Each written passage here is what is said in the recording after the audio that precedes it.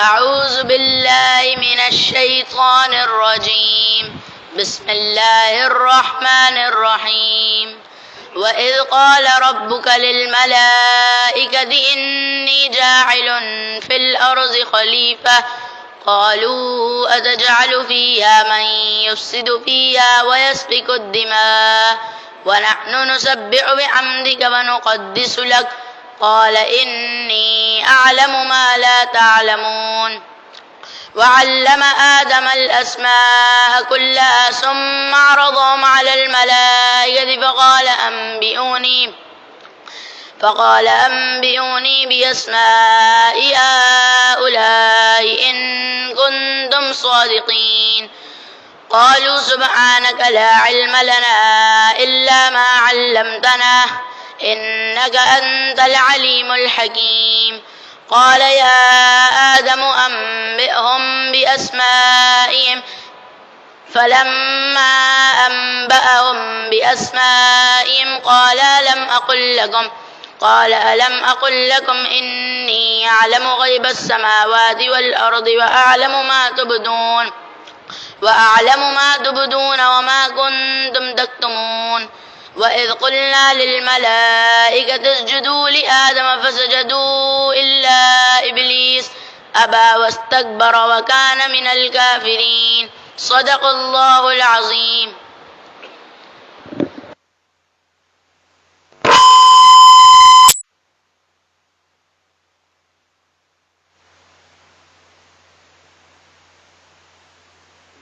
وكفى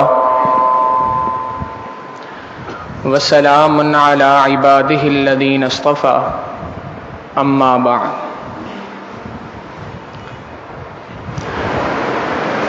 قرآن کریم کی تلاوت کے آداب میں سے ایک ادب یہ ہے کہ جب بھی قرآن کریم کی تلاوت کی جائے اس کو خاموشی سے سنا جائے اور کان لگا کے سنا جائے. اللہ رب العزت قرآن کریم میں ارشاد فرماتے ہیں وَإِذَا قُرِئَ الْقُرْآنُ، جب تمہارے سامنے قرآن کریم کو پڑھا جائے فَاسْتَمِعُوا لَهُ، غور سے کان لگا کر اس کو سنو، وَأَنصِتُوا، خاموش رہو. کیوں؟ لَعَلَّكُمْ تُرْحَمُونَ، تاکہ اللہ تمہارے اوپر اپنی رحمتیں برسا سکے. تو قرآن کریم کی تلاوت کے وقت آداب میں سے ایک ادب یہ ہے کہ خاموشی کے ساتھ، توجہ کے ساتھ اس کو سنا جائے. گزشتہ درس میں ہم نے بات کی تھی کہ اللہ رب العزت نے اس ایک رکوع کے اندر اپنی پوری کی پوری دعوت کا خلاصہ بیان فرمایا کہ یا ایھا الناس اعبدوا ربکم، اے لوگوں اپنے پروردگار کی عبادت کرو. یہ پوری کی پوری دعوت کا خلاصہ تھا. اس دعوت کو دینے کے بعد اللہ تعالیٰ نے اپنی نعمتوں کا ذکر فرمایا کہ ہم ہی ہیں وہ جس نے تمہیں پیدا کیا، ہم ہی ہیں وہ جس نے زمین تمہارے لیے بچھونا بنایا، آسمان کو تمہارے لیے بنایا تاکہ تم اس کے اندر رہ کر اللہ رب العزت کی عبادت کر سکو. تو اللہ تعالیٰ نے ان تمام نعمتوں کا ذکر فرمایا جو ظاہری نعمتیں ہیں جو انسان کو نظر آتی ہیں، اور ان نعمتوں کا ذکر فرمایا جو حسی نعمتیں ہیں، انسان ان کو محسوس کر سکتا ہے، اپنی پیدائش کو، اس زمین کو، اس آسمان کو، اس کے اندر جتنی چیزیں، ان تمام چیزوں کو انسان محسوس کر سکتا ہے. تو ظاہری اور حسی نعمتوں کو اللہ تعالیٰ نے ذکر فرمایا. آج کے اس رکوع کے اندر اللہ تعالیٰ نے اپنی نعمتوں کی دوسری قسم کے یہاں پہ ذکر فرمایا، اور وہ ہیں ایسی نعمتیں جو باطنی نعمتیں ہیں، ظاہر میں نظر نہیں آتی، اور حسی نعمتیں بھی نہیں ہیں، ان کو کسی کے ذریعے سے انسان اس کو دیکھ سکتا ہو، اس کو محسوس کر سکتا ہو، ایسی نعمتیں نہیں ہیں. تو ان نعمتوں میں سے ایک نعمت ہے انسان کو اللہ رب العزت نے صفت علم سے آراستہ فرمایا، علم کی دولت عطا فرمائی. اور دوسری بات کہ اللہ رب العزت نے انسان کو اپنا خلیفہ زمین پر مقرر فرمایا. آج کے اس درس میں اگر یوں کہا جائے تو غلط نہیں ہوگا کہ انسان کو اس کا مقام اللہ رب العزت نے بتایا کہ اے مومن، جب تو میری بندگی اختیار کرتا ہے تو پھر میں نے تجھے کتنا بلند مقام عطا فرمایا، اس مقام اور اپنی حیثیت کو پہچانو. اس حیثیت کو پہچاننے کے لیے اس رکوع کے اندر اللہ رب العزت نے آدم علیہ السلام کے قصے کو ذکر فرمایا۔ اللہ رب العزت ارشاد فرماتے ہیں وَإِذْ قَالَ رَبُّكَ لِلْمَلَائِكَةِ، یاد کرو اس وقت کو جب آپ کے پروردگار نے، تمہارے رب نے کہا تھا فرشتوں سے انی جاعل فی الارض خلیفہ، بے شک میں زمین پر تمہیں پر اپنا ایک خلیفہ مقرر کرنا چاہتا ہوں، اپنا ایک نائب زمین کے اندر مقرر کرنا چاہتا ہوں۔ اللہ تعالیٰ نے اس کام کو کرنے سے پہلے، یعنی انسان کو زمین پر اپنا خلیفہ مقرر کرنے سے پہلے فرشتوں سے ان کی رائے کو لیا اور اس واقعے کو یہاں پہ ذکر فرمایا۔ اس سے پچھلی آیت کے اندر اللہ رب العزت نے ایمان والوں کو کہا تھا کیف تکفرون باللہ، تم کیسے اللہ پر ایمان نہیں لاتے، وکنتم امواتا، تم اس سے پہلے مردہ تھے، بے جان تھے، فاحیاکم، ہم نے تمہیں زندہ کیا۔ تو تمہیں زندہ کرنا اور تمہیں موت دینا یہ ہماری ذمہ داری ہے، ہمارا کام ہے، ہم نے تمہیں پیدا کیا، ہم تمہیں موت بھی عطا فرمائیں گے۔ تو یہ اللہ رب العزت نے ایک اجمالی طور پر ایک بات ایمان والوں کو بتائی، انسانوں کو بتائی۔ اب اگر اس بات پہ کسی کو یقین نہ آئے تو اللہ رب العزت نے انسانوں کو بتایا کہ دیکھو تمہارے جد امجد جس سے تم سب کے سب پیدا ہوئے آدم علیہ السلام، ان کی تخلیق بھی میں نے ہی کی تھی، لہذا اس واقعے کی تفصیل کو یہاں پہ ذکر کر دیا۔ تو پیچھے سے اس کا ایک ربط اس اعتبار سے ہے کہ پہلے عمومی تخلیق کی بات کی کہ عام طور پہ انسانوں کو پیدا کرنے والی ذات اللہ رب العزت کی ہے، پھر اس میں تفصیل بتا دی کہ اگر تم دلیل سمجھنا چاہتے ہو تو صرف اتنی بات ہی سمجھ لو کہ تم سب جس سے پیدا ہوئے اس کو بنانے والا میں ہوں، لہٰذا اس بات سے ہی یہ بات خود بخود سمجھ آ جائے کہ یہ بعد میں آنے والے جتنے ہیں ان سب کو پیدا کرنے والا کون ہے؟ اللہ رب العزت کی ذات ہے۔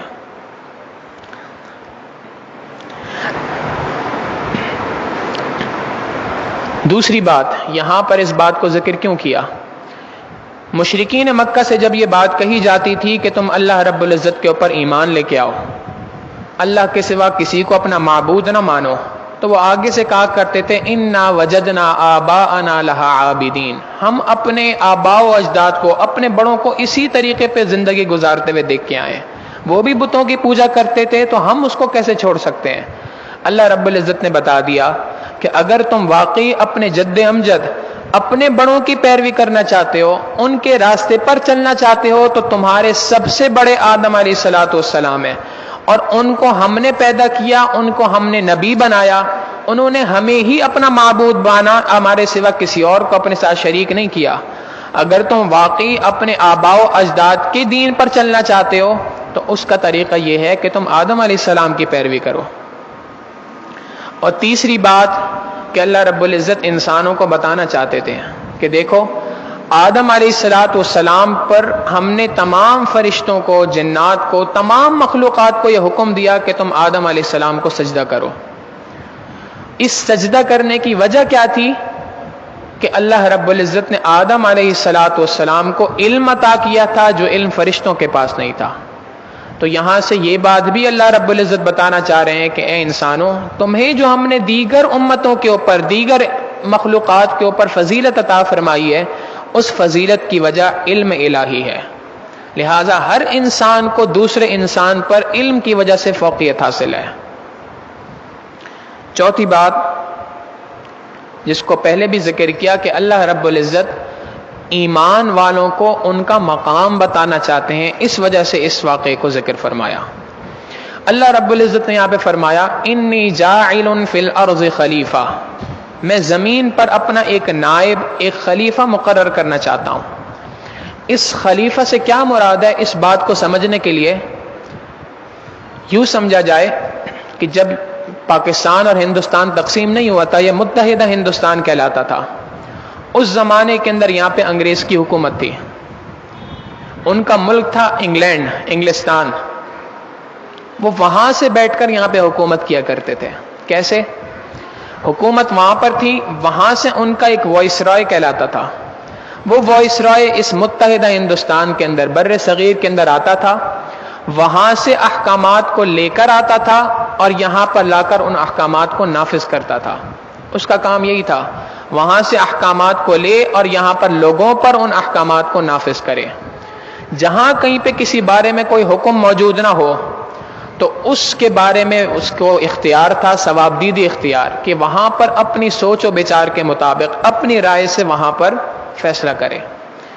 بالکل اسی کو جس طرح سے وائس رائے کا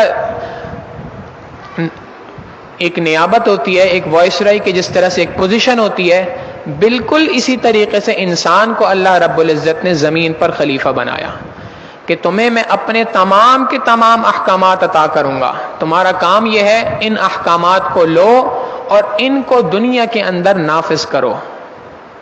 اللہ رب العزت کے احکامات کو اپنے 6 فٹ کے جسم پر بھی نافذ کرو اور اس کے بعد پوری دنیا کے اوپر نافذ کرو۔ تو یہ مطلب ہے خلیفہ کا کہ اللہ رب العزت نے نائب بنایا اس لیے کہ اللہ رب العزت کے احکامات پر عمل بھی کرو اور اس پر دوسروں کو بھی عمل کراؤ۔ چنانچہ ہر شخص کے ذمے نیابت اور یہ خلافت ہے۔ ہم میں سے ہر شخص جو ہے یہ اللہ رب العزت کی جانب سے اس زمین کے اوپر خلیفہ ہے، اپنی اپنی حیثیت اور اپنے اپنے اعتبار سے ہے۔ چنانچہ جو وقت کا حاکم ہے وہ بھی اللہ رب العزت کا نائب ہے، وہ بھی اللہ کا خلیفہ ہے۔ اس کے ذمے یہ بات ہے کہ اللہ رب العزت نے جو احکامات نازل فرمائے ہیں ان تمام احکامات کو اس دنیا کے اندر نافذ کرے، اپنی 4 دیواری کے اندر، جس کے اندر اس کی ملکیت ہے، مملوکیت ہے، جہاں پر اس کے مقتدا رہتے ہیں، جہاں پر اس کے رعایا رہتی ہے، وہاں پر ان احکامات کو نازل کرے۔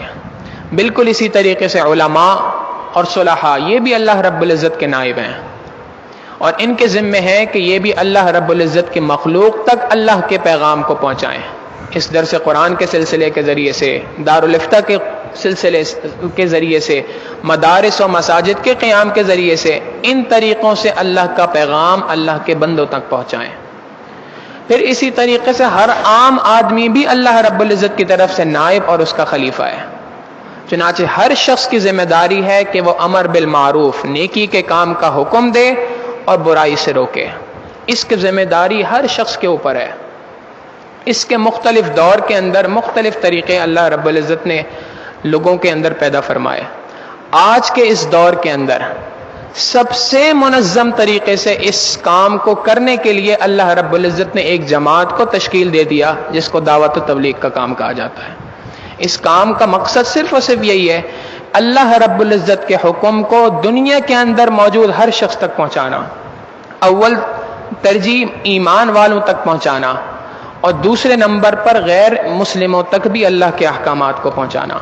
یہ ایک بہت ہی مقبول ترین طریقہ ہے، ایک بہت ہی مقبول ترین ذریعہ ہے جو اللہ رب العزت نے ایک بندے کے اخلاص کے صدقے اس دنیا کو عطا فرمایا۔ عمومی طور پر اس دنیا کے اندر جو ہدایت کا کام اس دور کے اندر پھیلا ہے، جتنا زیادہ بہترین اور منظم انداز کے اندر آج اس دعوت و تبلیغ کے ذریعے سے پہنچا ہے، کسی اور طریقے سے نہیں پہنچ سکا۔ اللہ رب العزت کی قبولیت ہے۔ اور اس کا ادنا ترین فائدہ انسان کو کیا ہوتا ہے؟ اس دعوت و تبلیغ کے کام میں لگنے کا ادنا ترین فائدہ یہ ہے کہ انسان کو کم از کم بنیادی مسائل کا علم ہو جاتا ہے۔ بنیادی مسائل، وضو کے مسائل کیا ہیں، نماز کے مسائل کیا ہیں، ان تمام مسائل کا علم انسان کو اس دعوت و تبلیغ کی محنت کی برکت سے ہو جاتا ہے۔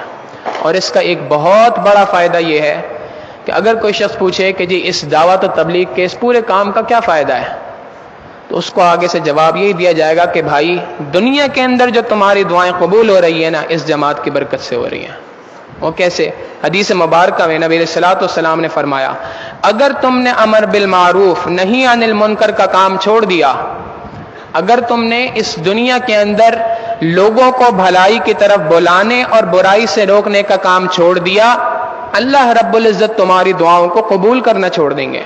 تم دوڑتے رہو، اللہ سے مانگتے رہو، تمہاری دعائیں اوپر جائیں گی نہیں، اللہ تک پہنچیں گی نہیں۔ اگر میری آپ کی دعائیں آج کے دن قبول ہو رہی ہیں تو اس کی ایک برکت اس دعوت و تبلیغ کا کام ہے۔ تو بہرحال اللہ رب العزت نے یہ نیابت ہر انسان کو عطا فرمائی اور ہر شخص کے ذمے یہ کام لگایا کہ تم نے اللہ کا پیغام امت مسلمہ تک پہنچانا ہے۔ لہذا ایمان والوں کو اللہ رب العزت نے بہت ہی اونچا مقام عطا فرمایا. یہ اللہ کا نائب ہے زمین کے اوپر. علامہ اقبال نے اس مومن کے مقام کو مختلف اشعار میں بہت ہی خوبصورت انداز سے بیان فرمایا کہ انسان کو پہچاننا چاہیے کہ اللہ تعالیٰ نے میرا کیا مقام اپنے یہاں رکھا ہے. علامہ اقبال کہتے ہیں عقل ہے تیری سپر، عشق ہے شمشیر تیری. سپر کہتے ہیں ڈھال کو. جب تلوار چلاتے ہیں تو ایک ہاتھ کے اندر ڈھال ہوتی ہے جس سے انسان وار کو روکتا ہے. تو کہتے ہیں کہ عقل جو تمہاری ہے یہ اس ڈھال کی مانند ہے، اور عشق الہی جو ہے یہ ایک تلوار کی مانند ہے، شمشیر کی مانند ہے. تم تلوار سے وار چلاتے جاؤ اور ساتھ میں اپنی عقل کے اوپر غور و فکر کرتے رہو تو تم دنیا کے اندر جو خرافات ہیں، جو بری چیزیں ان سے رک سکتے ہو. تو عشق کی تلوار سے آگے بڑھو گے اور برائیوں سے رکو گے عقل کے ذریعے سے. عقل ہے تیری سپر، عشق ہے شمشیر تیری، میرے درویش خلافت ہے جہانگیر تیری. اے مومن، تیری خلافت تو اللہ رب العزت نے پوری دنیا کے اندر عطا فرمائی ہے. عقل ہے تیری سپر، عشق ہے شمشیر تیری، میرے درویش خلافت ہے جہانگیر تیری. ماں سو اللہ کے لیے آگ ہے تکبیر تیری. تو جو یہ اللہ اکبر کا نعرہ دنیا کے اندر لگاتا ہے نا، یہ اللہ اکبر کا نعرہ اللہ کے سوا دنیا کے اندر جو کچھ ہے اس کو راکھ بنا دیتا ہے، اس سب کی نفی کر دیتا ہے. ماں سو اللہ کے لیے آگ ہے تکبیر تیری، تو مسلمان ہے تو تقدیر ہے تدبیر تیری. اے مومن، اگر تو حقیقی معنوں کے اندر مسلمان بنے گا تو جو تو تدبیر کرے گا اللہ رب العزت تمہاری تدبیر کو تمہاری تقدیر بنا دیں گے. انسان کا مقام ہے جو اللہ رب العزت نے عطا کیا ہے. تو انی جاعل فی الارض خلیفہ، بے شک میں زمین کے اوپر اپنا ایک خلیفہ مقرر کرنا چاہتا ہوں. جب اللہ رب العزت نے بات کی، قالو، فرشتوں نے کہا، اتجعل فیہا، کیا آپ اس زمین پر اس کو اپنا خلیفہ مقرر کر رہے ہیں، من یفسد فیہا، جو زمین پر فساد مچائے گا، ویسفک الدماء، اور خون کو بہائے گا. یعنی اس انسان کا حال تو یہ ہے کہ یہ تو زمین کے اوپر خوب فتنے فساد مچائے گا اور خوب خون بہائے گا. آپ اس کو زمین کے اوپر اپنا خلیفہ مقرر کرنا چاہتے ہیں. وَنَحْنُ نُسَبِّحُ بِحَمْدِكَ وَنُقَدِّسُ لَكَ، حال یہ ہے کہ ہم آپ کی تسبیح بھی بیان کرتے ہیں، ہم آپ کی تحمید بھی بیان کرتے ہیں. تو لہٰذا اس خلافت کے زیادہ مستحق تو ہم ہوئے. آپ اس انسان کو کیسے خلیفہ بنا رہے ہیں؟ وَنَحْنُ نُسَبِّحُ بِحَمْدِكَ وَنُقَدِّسُ لَكَ، ہم آپ کی تسبیح بیان کرتے ہیں، ہم آپ کی نافرمانی کر ہی نہیں سکتے ہیں. جس فرشتے کو اللہ تعالیٰ نے رکوع کے اندر پیدا فرمایا وہ آج تک رکوع کے اندر ہے، اللہ کی تسبیح بیان کر رہے ہیں. جس کو سجدے کے اندر پیدا فرمایا آج تک سجدے کے اندر ہے، اللہ تعالیٰ کی تسبیح بیان کر رہا ہے. تو اتنی عبادت تو ہم آپ کی کر رہے ہیں. اور جس کو آپ خلیفہ بنانے کا ارادہ کر رہے ہیں اس کا حال تو یہ ہے کہ وہ تو زمین پہ فساد مچائے گا، فتنے پیدا کرے گا. اللہ تعالیٰ نے فرمایا، انی اعلم ما لا تعلمون، بے شک جو بات میں جانتا ہوں وہ بات تم نہیں جانتے، میں کسی وجہ سے مقرر کر رہا ہوں. یہاں پر ایک سوال پیدا ہوتا ہے کہ فرشتوں کو یہ بات کیسے پتہ چلی کہ حضرت انسان جب اس دنیا میں آئیں گے تو اتنے فتنے فساد مچائیں گے، اتنے زیادہ خون ریزی کریں گے، یہ بات فرشتوں کو کیسے پتہ چلی؟ مفسرین نے اس کے مختلف جوابات دیے ہیں. ایک مفسرین کا طبقہ ہے جو اس کا جواب یہ دیتا ہے کہ اللہ رب العزت نے انسانوں سے 2000 سال پہلے جنات کو پیدا فرمایا تھا. انسانوں کے اندر خیر کا مادہ غالب ہے، شر بھی موجود ہے لیکن خیر کا مادہ غالب ہے. جنات کے اندر شر کا مادہ غالب ہے، لہذا اس شر کے مادے کی وجہ سے انہوں نے ایک دوسرے کے ساتھ خوب لڑائیاں کی، خوب خون ریزی کی، فتنے فساد مچائے. تو فرشتوں نے ان جنات کے اوپر انسانوں کو قیاس کیا کہ جیسے جنات نے یہاں پر فتنے فساد مچائے تھے، یہ انسان بھی اسی طریقے سے فتنے فساد مچائیں گے. اس وجہ سے یہ بات کہی. دوسرا طبقہ مفسرین کا وہ یہ کہتا ہے کہ در حقیقت جب اللہ رب العزت نے فرمایا کہ میں زمین پر اپنا خلیفہ مقرر کرنا چاہتا ہوں تو خلیفہ یا حاکم کی ضرورت تو وہاں پر پڑتی ہے جہاں پر دو لوگوں کا اختلاف ہو. تو اسی بات سے انہوں نے سمجھ لیا کہ جی اچھا جب خلیفہ موجود ہوگا تو اس کا مطلب ہے پہلے وہاں اختلاف ہوگا پھر کوئی حاکم موجود ہوگا، لہٰذا انہوں نے یہ بات کہہ دی. مگر مفسرین کا تیسرا گروہ اس بارے میں ایک اور بات کہتا ہے. وہ کہتا ہے کہ اللہ رب العزت نے جب یہ بات فرشتوں سے فرمائی تھی تو اس سے پہلے ان کو لوح محفوظ دکھایا تھا. لوح محفوظ وہ جگہ ہے جہاں پر تمام انسانوں کے تمام اعمال، جو جو انسان کام کارنامے دنیا کے اندر کرے گا، وہ ساری چیزیں لکھی ہوئی موجود ہیں. تو فرشتوں نے اس کے اندر دیکھ لیا تھا کہ کیسا کیسا وقت آئے گا اور کس کس طریقے کے فتنے اس دنیا کے اندر برپا ہوں گے، کس کس طریقے سے انسان دوسرے انسان کے ساتھ درندگی کا مظاہرہ کرے گا. واقعی فرشتوں نے اگر آج کے زمانے کے فتنے دیکھے ہوں تو ان کا سوال تو حقیقتاً بالکل درست تھا. کیسے کیسے فتنے اس دنیا کے اندر پیدا ہو رہے ہیں. انسان واقعات کو سنے تو روح کانپ جائے، نیندیں اڑ جائیں اس کی. کتنے عجیب و غریب قسم کے واقعات ہمارے سامنے آ رہے ہیں. چند دن پہلے کی بات ہے، ہمارے اس ملک کے اندر اتنا شرمناک واقعہ آیا جس کو زبان سے بیان کرنا مناسب نہیں. اللہ اکبر. ایک خاتون کو اس کے بچوں کے سامنے اس کی عصمت دری کی گئی اور ہم سب کے سب سکون سے اپنی زندگی گزار رہے ہیں. فرشتوں نے واقعی اس طرح کے حالات دیکھے ہوں گے تو بالکل صحیح بات کی تھی، اے اللہ آپ کس کو خلیفہ بنا رہے ہیں؟ اتجعل فیہا من یفسد فیہا ویسفک الدماء. دنیا کے اندر وہ اس طریقے سے خون بہائیں گے.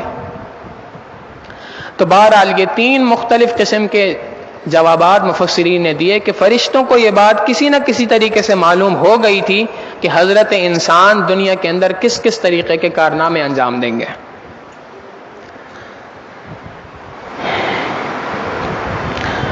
اللہ رب العزت نے فرمایا انی اعلم ما لا تعلمون. جو بات میں جانتا ہوں وہ بات تم نہیں جانتے. وہ بات کیا ہے کہ بے شک تم بھی میری تسبیح و تحمید بیان کر رہے ہو، لیکن تمہاری تسبیح و تحمید میں اور انسانوں کی تسبیح اور انسانوں کی عبادت میں فرق ہے. انسانوں کے اندر میں نے خواہشات کو رکھا ہے، خواہشات اور جذبات کو رکھا ہے. ان خواہشات اور جذبات کو دبا کر یہ میری رضا اور میری خوشنودی حاصل کرنے کی جستجو کریں گے. یہ مادہ تمہارے اندر تو نہیں ہے. لہٰذا ایک فرشتہ اگر ساری رات عبادت کر رہا ہے تو یہ کمال نہیں ہے.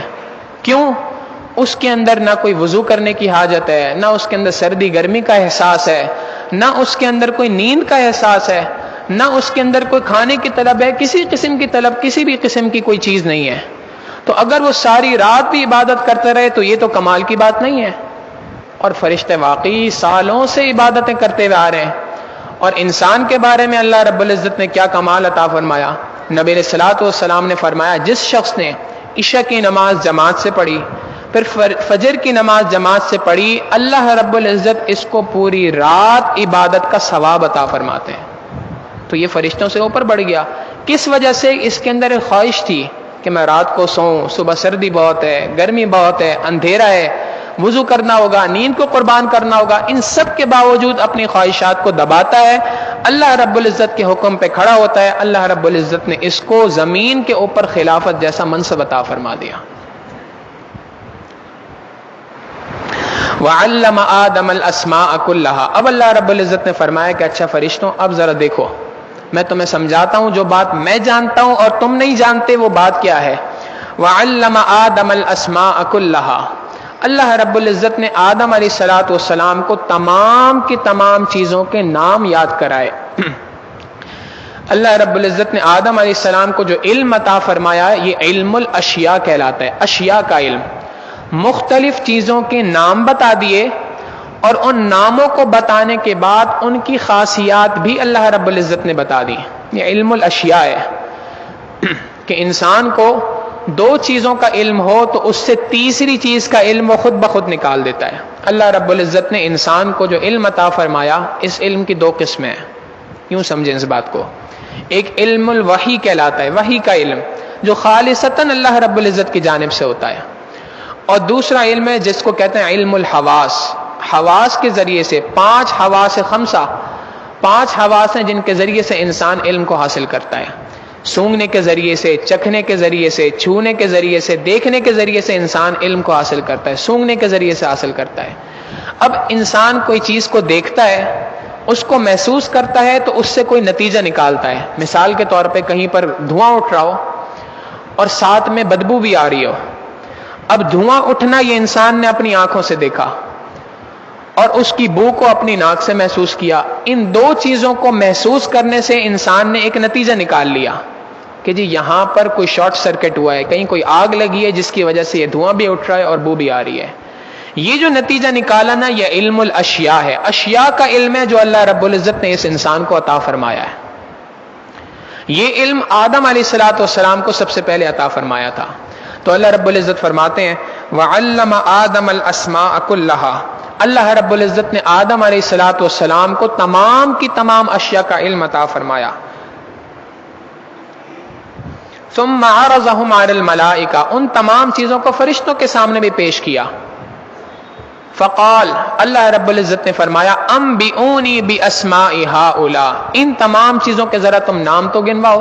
یہ جو چیزیں میں نے تمہیں دی ہیں, ان تمام چیزوں کے نام, ان کی خاصیات, کیا کیا چیزیں ہیں, یہ کس چیز سے کیا ہوتا ہے, ذرا اس بارے میں بتاؤ. تو یہ چیزیں انسان کے اندر تو اس کی خاصیت موجود ہے کہ علم الاشیاء اس کے پاس ہے, فرشتوں کے پاس یہ علم موجود نہیں تھا. انسان کے پاس یہ علم تھا, اس علم کو انسان نے استعمال کیا, کہاں سے کہاں پہنچ گیا. صرف ایک مثال سمجھیں, ہمارے جد امجد میں سے کسی نے دیکھا تھا کہ ایک پتھر اوپر سے دوسرے پتھر پہ گرا تو اس سے رگڑ پیدا ہوئی, اس سے آگ پیدا ہوئی. تو انہوں نے کہا کہ اچھا, یہ آگ پیدا کرنے کا طریقہ یہ ہے کہ دو پتھروں کو رگڑا جائے آپس میں تو اس سے آگ پیدا ہوتی ہے. آگ کے کیا فوائد ہیں, اس کے پر انہوں نے کام کرنا شروع کیا. اتنا کام کیا, اتنا کام کیا, اتنا کام کیا کہ اس آگ کو پھر مختلف شکلوں کے اندر پیدا کر دیا.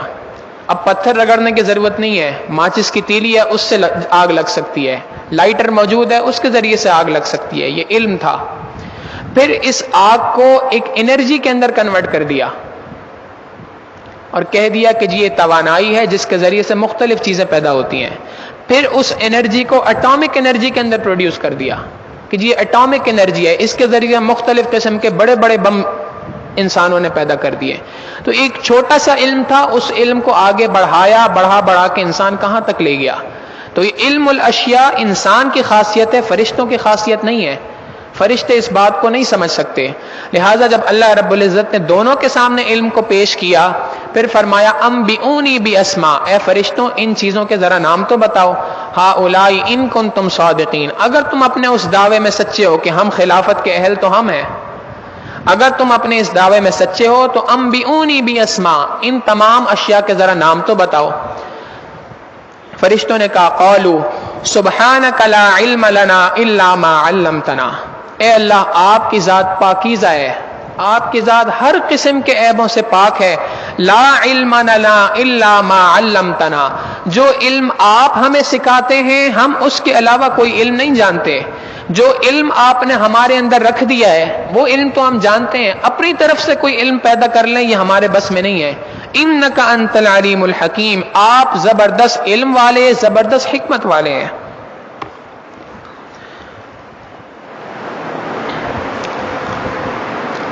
یہاں پر ایک اعتراض پیدا ہوتا ہے, اور وہ اعتراض یہ ہے کہ انصاف کا تقاضا تو یہ تھا کہ اللہ رب العزت ایمان والوں انسانوں کو حضرت آدم علیہ السلام کے سامنے جس طرح سے تمام علم کو پیش کیا, اسی طریقے سے اس سارے کے سارے علم کو فرشتوں کے سامنے بھی پیش کرنا چاہیے تھا. قرآن کریم میں اللہ تعالیٰ کہتے ہیں کہ ہم نے آدم علیہ السلام کو علم سکھایا, فرشتوں کے بارے میں کہا ہم نے فرشتوں کے سامنے پیش کیا. تو یہ بظاہر انصاف نہیں لگتا ہے. حضرت اقدس تھانوی رحمۃ اللہ علیہ نے اس کا جواب دیا کہ انسان کو وہ بات سمجھ میں آتی ہے جس کی اس کو ضرورت ہوتی ہے.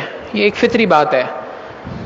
ہم میں سے بہت سارے لوگ یہاں بیٹھے ہیں جو میتھمیٹکس کے ساتھ تھوڑی بہت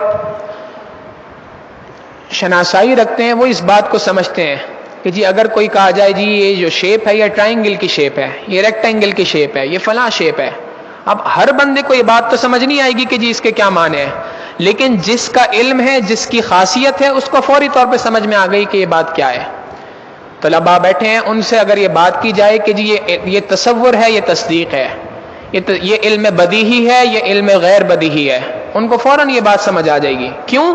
کیونکہ ان کی خاصیت ہے, ان کی اسپیشلائزیشن ہے اس فیلڈ کے اندر, وہ یہ بات سمجھتے ہیں. عوام الناس کے سامنے بات کی جائے تو وہ نہیں سمجھ سکیں گے. پشتو کے ایک بہت مشہور شاعر ہیں رحمان بابا, ان کا کوئی شعر اگر کسی کے سامنے پڑھ دیا جائے میں تو نہیں سمجھ سکتا. اگر کوئی پشتو بولنے والا ہوگا وہ اس بات کو فوراً سمجھ جائے گا کہ جی یہ اس شعر کا کیا معنی ہے. اس لیے کہ اس کی شناسائی اس علم کے ساتھ موجود ہے، ہماری شناسائی نہیں ہے. تو فرشتوں کی شناسائی اس علم کے ساتھ نہیں تھی، وہ اس بات کو نہ سمجھ سکے. انسان کے اندر اللہ رب العزت نے خاصیت رکھی تھی، وہ فوری طور پہ اس بات کو سمجھ گیا. تو اللہ رب العزت نے جب یہ فرمایا، فرشتوں نے کہا کہ اے اللہ آپ کی ذات پاکیزہ ہے، ہم یہ کام نہیں کر سکتے. اللہ رب العزت فرماتے ہیں قال، اللہ رب العزت نے فرمایا یا آدم، اے آدم علیہ السلام، انبئہم باسمائہم، ذرا ان فرشتوں کے سامنے آپ ان چیزوں کے نام تو لیں.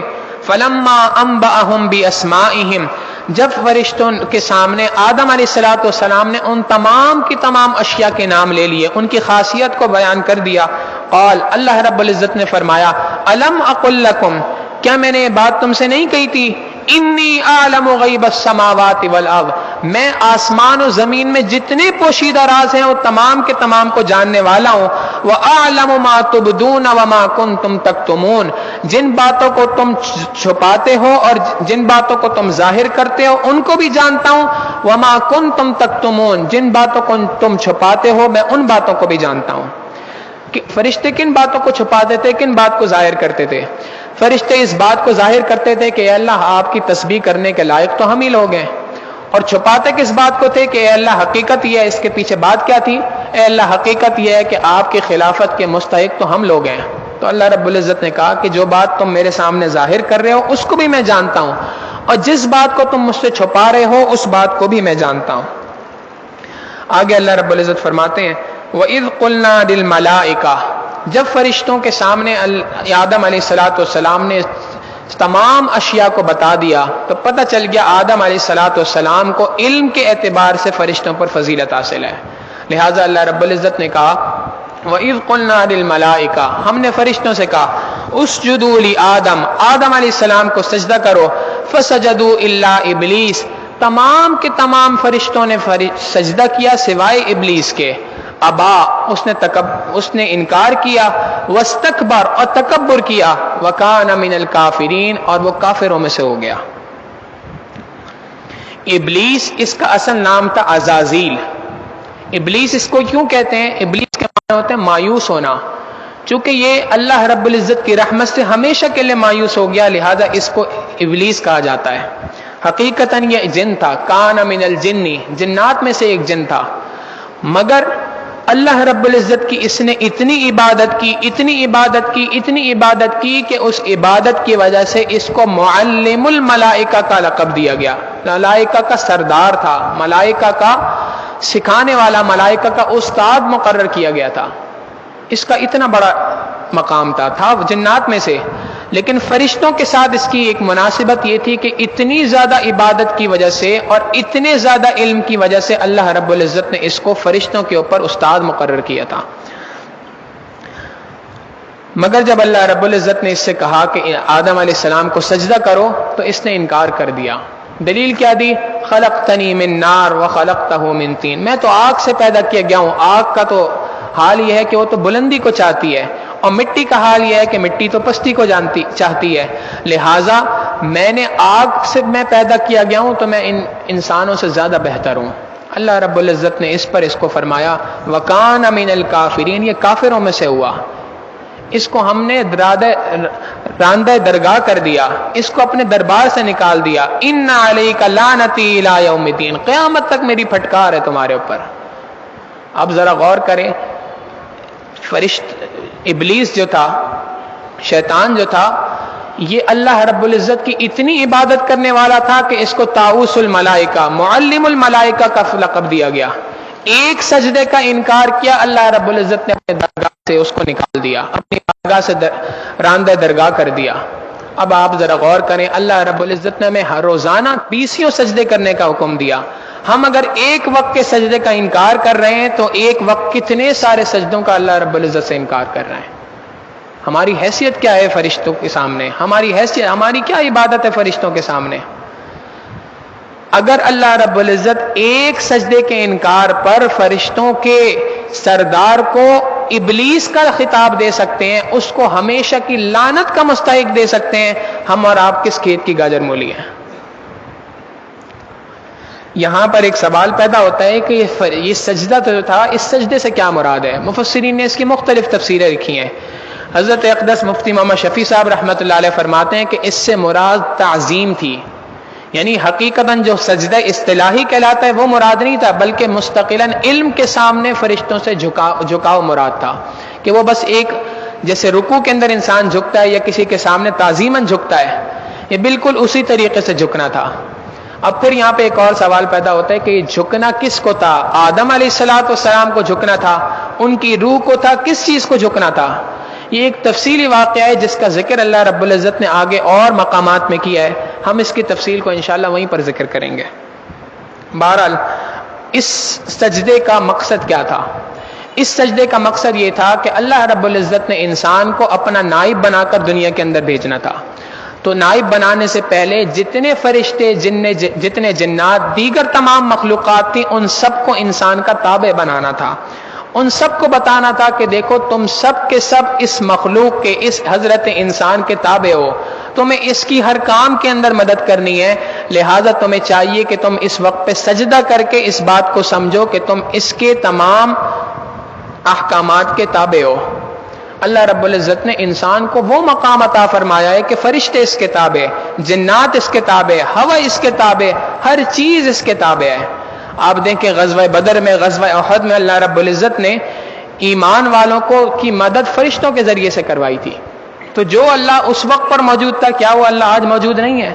کیا وہ اللہ آج مسلمانوں کی مدد نہیں کر سکتا؟ بالکل کر سکتا ہے۔ ضرورت اس بات کی ہے کہ ہم اپنے مقام کو پہچانیں۔ علامہ اقبال نے کہا، فضائے بدر پیدا کر فرشتے تیری نصرت کو، فضائے بدر پیدا کر فرشتے تیری نصرت کو، اتر سکتے ہیں گردوں سے قطار اندر قطار اب بھی۔ آج بھی وہ فرشتے جو بدر کے اندر اترے تھے آج بھی اتر سکتے ہیں۔ حقیقت اس بات کی، ضرورت اس بات کی، ہم اپنے مقام کو پہچانیں کہ اللہ رب العزت نے ہمیں کیا مقام عطا فرمایا ہے۔ اللہ رب العزت اس واقعے کے ذریعے سے یہاں پہ یہی بات ہمیں سمجھانا چاہتے ہیں کہ میرے بندوں، میں نے تمہیں بہت ہی اونچا مقام عطا فرمایا ہے، فقط بات اس سمجھنے کی بات تمہارے لیے ہے کہ تم بس میرے ہو کے دکھاؤ۔ من کان للہ کان اللہ لہ، جو اللہ کا ہو جاتا ہے اللہ اس کا ہو جاتا ہے، دنیا کی تمام چیزیں اس کی ہو جاتی ہیں۔ علامہ اقبال کہتے ہیں کہ محمد سے وفا تو نے تو ہم تیرے ہیں، کہ محمد سے وفا تو نے تو ہم تیرے ہیں، یہ جہاں چیز ہے کیا لوح و قلم تیرے ہیں۔ انسان، تیری اوقات اللہ رب العزت نے بہت اونچی بنا کے رکھی ہے، صرف یہ دنیا کی چیزیں نہیں بلکہ لوح و قلم، تیری تدبیر، تیری تقدیر، ساری کی ساری چیزیں اللہ رب العزت تیرے ہی حوالے کر دیں گے۔ اللہ رب العزت ہمیں اپنا مقام سمجھنے کی توفیق عطا فرمائے اور ہمیں حقیقی معنوں میں جو اللہ رب العزت نے نائب بنایا ہے، خلیفہ بنایا ہے، اس کا حق ادا کرنے کی توفیق عطا فرمائے۔ وآخر دعوانا ان الحمد للہ رب العالمین۔ سبحان رب جلال الوہاب، اللہم صلی علی سیدنا محمد وعلی آل سیدنا محمد وبارک وسلم۔ ربنا ظلمنا انفسنا وإن لم تغفر لنا وترحمنا لنكونن من الخاسرین۔ وصلی اللہ تعالی علی حبیبہ سیدنا محمد وآلہ واصحابہ اجمعین برحمتک یا ارحم الراحمین۔